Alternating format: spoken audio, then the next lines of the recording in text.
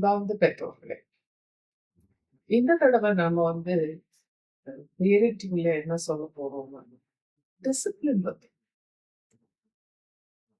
இப்போ உள்ள காலத்துல டிசிப்ளின்ங்கிற வார்த்தையை கேட்டாலே எல்லாருக்கும் அது ரொம்ப பழைய ஸ்டைல் அப்படின்னு ஒன்னே தேவையில்லை வாழ்க்கைக்கு அப்படின்னு நினைக்கிறோம். டிசிப்ளின் ரொம்ப தேவை. டிசிப்ளின் இல்லைன்னா வாழ்க்கையை நம்ம சரியாவே அமைச்சுக்க முடியாது. டிசிப்ளின் அப்படிங்கிற வார்த்தையோட உண்மையான மீனிங் என்னன்னா, நம்ம நினைக்கிறது மாதிரி ஒரு ஆளை கட்டுப்படுத்தி வைக்கிறது இல்ல. ஒரு ஆள ட்ரெயின் பண்றது. கட்டுப்படுத்தி வைக்கிறதுக்கும், ட்ரெயின் பண்றதுக்கும் நெறைய வித்தியாசம். கட்டுப்படுத்தி வைக்கிறதுனா தான் நம்ம என்ன சொல்றோம்? அதத்தான் நம்ம ரொம்ப ஹேட் பண்றோம். ஆக்சுவலா இந்த ட்ரெயின் பண்றத யாரும் புடிக்கலன்னு சொல்ல முடியாது.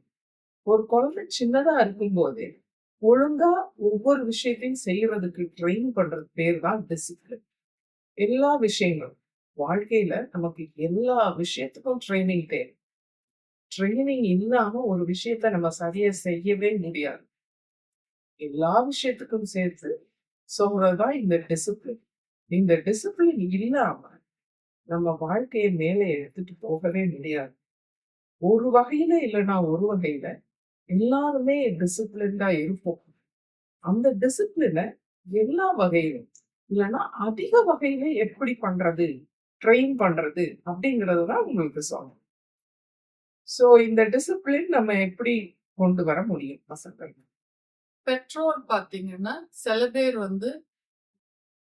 நம்ம குழந்தைய கண்டிக்கிறது தான் நம்ம வேலை அப்படின்னு யோசிக்கிறாங்க. சிலர் என்ன யோசிக்கிறாங்க, குழந்தைய எப்பவுமே கண்டிக்க கூடாதுன்னு யோசிக்கிறாங்க. இது ரெண்டுமே சரியில்லை. டிசிப்ளின் பண்றதுக்கு எப்பவுமே பனிஷ் பண்ணணுங்கிறது தேவை. Discipline does not equal punishment. ரெண்டும் ஒண்ணு கிடையாது.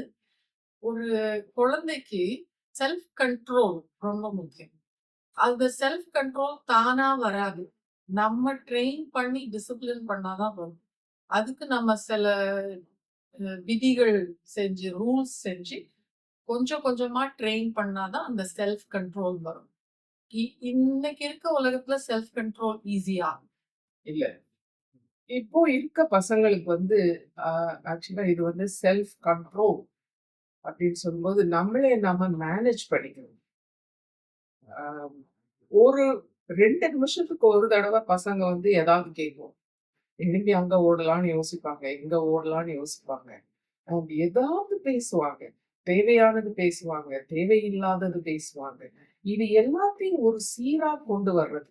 இதுதான் நம்ம பேசணும், இது பேசக்கூடாது அப்படின்னு பசங்களுக்கு சொல்லி தர்றது. அப்போ நம்மளுக்கு இந்த காலத்துல பசங்களுக்கு திடீர்னு அவங்களுக்கு செல்போனை பார்க்கணும், அப்புறம் டிவியை பார்க்கணும். பக்கத்துல இருக்கவங்க என்ன சொல்றாங்க, அடுத்த வீட்டுல உள்ள போன் ரிங் ஆகும், அது கேட்கும். நம்ம நம்ம வீட்டுல போன் இன்னொருத்தருக்கு ரிங் ஆகும். அதுல அவங்க என்ன பேசுறாங்க, யார் பேசுறாங்க, எங்க போறாங்க, எங்க வர்றாங்க. ஆல் கேம்ஸ், ஆன்லைன்ல வரக்கூடிய எல்லா கம்ப்யூட்டர் கேம்ஸ், அது டக்கு டக்குன்னு ஒரு ரிசல்ட்டும் வந்துடும். ஒரு 1 மினிட்ல அவங்களுக்கு எதையாவது அடிச்சு உடைச்சது மாதிரி ஒரு ரிசல்ட் வரும். இல்லாட்டி போனா எதுலையாவது மேலே ஏறி நின்று அவங்க அச்சீவ் பண்ண மாதிரி ஒரு ரிசல்ட் வரும். ரொம்ப குறைந்த நேரத்தில் அதிக அளவு வெற்றி மாதிரி ஒரு தோரணையை காட்டுறோம் நம்ம எல்லாம் இந்த நியூ டெக்னாலஜி வழியா. அப்படி இருக்கும்போது இந்த டிசிப்ளின் அப்படிங்கிறது நம்மளுக்கு வாழ்க்கைக்கு வரக்கூடியது. அது எப்படி லாங் ஸ்டாண்டிங்கா நம்மளோட வரக்கூடியது. அந்த லாங் ஸ்டாண்டிங்கா வரணும்னா நம்ம என்ன பண்ணணும்? அதுக்கு ஒரு சின்ன ட்ரையல் என்னன்னா, ஒவ்வொரு வாரமும் ஒரு நாள் 1 மணி நேரம் ஒரு சைல்ட தனியா உட்கார வச்சு ஒரு பேப்பரை கொடுப்பேன். பேப்பர் அண்ட் பென்சில் கொடுத்துடலாம். அவங்க என்ன வேணா கத்தட்டும், வேற எதுவுமே கொடுக்காதீங்க. நீங்களும் அதே ரூம்ல ஒரு புக் எடுத்து வச்சுட்டு வாசிச்சுட்டு இருங்க. இல்ல உங்களுக்கு ஏதாவது சின்ன வேலை, வரையணும், இல்ல ஏதோ ஒரு வேலை இருக்குது, அந்த வேலையை பண்ணிட்டு இருங்க. இந்த சைல்டு கொஞ்ச நேரத்துல ஆட்டோமேட்டிக்கா அவங்களே அவங்கள மேனேஜ் பண்ற மாதிரி ஆயிடுவாங்க. ஏதாவது ஒண்ணு பண்ணுவாங்க. எழுதலாம், பாடலாம், வரையலாம், எது வேணா பண்ணுவாங்க. சில பசங்க ரொம்ப மேத்ஸ்ல இன்ட்ரெஸ்ட்னா ஏதாவது நம்பர போட்டு அத ஏதோ பண்ணிட்டு இருப்பாங்க. இந்த மாதிரி பண்ணும்போது, அவங்களுக்கு வந்து நல்ல செல்ஃப் மேனேஜ்மென்ட் ட்ரெய்னிங் வந்துரும்.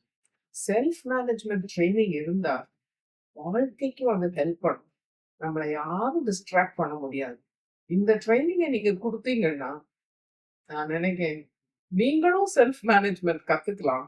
குழந்தைகளும் கத்துக்கலாங்கிறது உண்மையிலே என்னோட அசையாத நம்பிக்கை. அப்படி ஒரு சீன நெனச்சு பாருங்க. நீங்களும் ஒரு இடத்துல 1 மணி நேரம் ஒண்ணுமே பார்க்காம, உங்க சைல்டு கூட உட்கார்ந்து இருக்கிறீங்க. இப்ப நம்ம எவ்வளவு நம்மளோட தாட்ஸ், ஆக்ஷன்ஸ் எல்லாத்தையும் மேனேஜ் பண்ணலாம்னு யோசிச்சு பாருங்க. அதுதான் பெரிய ட்ரெய்னிங்.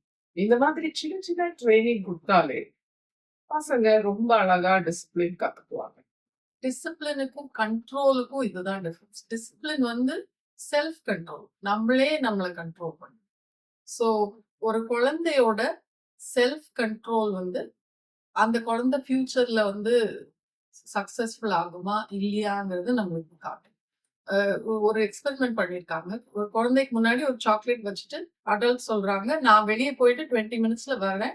வெயிட் பண்ணு, சாப்பிடாத" அப்படின்னு சொல்லிட்டு. இந்த மாரி நெறைய குழந்தைங்கள விட்டுட்டு போய் பார்த்தா, சில குழந்தைங்க உடனே சாப்பிட்டுருவாங்க. அவங்களுக்கு வந்து இன்ஸ்டன்ட் கிராட்டிஃபிகேஷன் வேணும். உடனே தேவை. அந்த இன்ஸ்டன்ட் கிராட்டிஃபிகேஷன் தேடுற சில்ட்ரன் வந்து 40 வருஷம் லேட்டர் அந்த சைல்ட மீட் பண்ணி பார்க்குறப்போ, அவங்க அடல்ட்ஸா இருந்தப்ப பார்க்குறப்போ, அவங்க அவ்வளவா சக்சஸ்ஃபுல்லா இல்ல லைஃப்ல. சில சில்ட்ரன் என்ன பண்ணாங்கன்னா, வெயிட் பண்ணாங்க. அந்த சாக்லேட்ட சாப்பிடாம அவங்க திருப்பி வர வரைக்கும். அவங்க என்ன சொன்னாங்கன்னா, "நீ வெயிட் பண்ணினா, நான் திருப்பி வரப்போ உனக்கு 2 சாக்லேட் குடுக்குறேன்" அப்படின்னு. ஸோ அந்த சைல்டு வந்து நான் வெயிட் பண்ணா எனக்கு இன்னும் அட்வான்டேஜ் அப்படிங்கிறது புரிஞ்சு செல்ஃப் கண்ட்ரோலோட இருந்து, அந்த சைல்டு 40 இயர்ஸ் லேட்டர் லைஃப்ல ரொம்ப சக்சஸ்ஃபுல்லா இருந்தது. ஸோ இந்த செல்ஃப் கண்ட்ரோல் வந்து நம்ம என்டையர் லைஃப்க்கு ரொம்ப முக்கியம். ஸோ, இப்போ நம்ம என்ன இதிலிருந்து நம்ம என்ன கத்துக்கிறோம்னா, அ டிசிப்ளின் அப்படிங்கிறது கண்ட்ரோல் பண்றது இல்ல. ஆனா ட்ரெயின் பண்றது. ஸோ யூசுவலா நம்ம என்ன யோசிக்கிறோம்னா, ரொம்ப ஈஸியா கண்ட்ரோல் பண்ணிடுறது. அதுக்கப்புறமா நம்மளோட பேரண்டிங் ரெஸ்பான்சிபிலிட்டிய விட்டுறது அப்படின்னு யோசிக்கிறோம். இல்ல. இது வந்து பேரண்டிங் ரெஸ்பான்சிபிலிட்டி அ கூடவே நம்ம கூடவே வர்றது. அண்ட் நம்ம வந்து அத என்ன பண்றோம்னா, ட்ரெயின் பண்றோம். டிசிப்ளின ட்ரெயின் பண்றோம். ஸோ எங்கேயாவது ஒரு சைல்டு ரொம்ப நல்லா பிஹேவ் பண்றத பார்த்தீங்கன்னா, அப்ப நீங்க மனசுல என்ன யோசிக்கணும்? ஓ! இந்த பேரண்ட் நெறைய வேலை செஞ்சிருக்காங்க. ரொம்ப நல்லா ட்ரெயின் பண்ணியிருக்காங்க. அப்படிங்கிறது நம்ம மனசுக்கு வரணும். நம்மளும் நம்ம பசங்கள நல்லா ட்ரெயின் பண்ணணும்.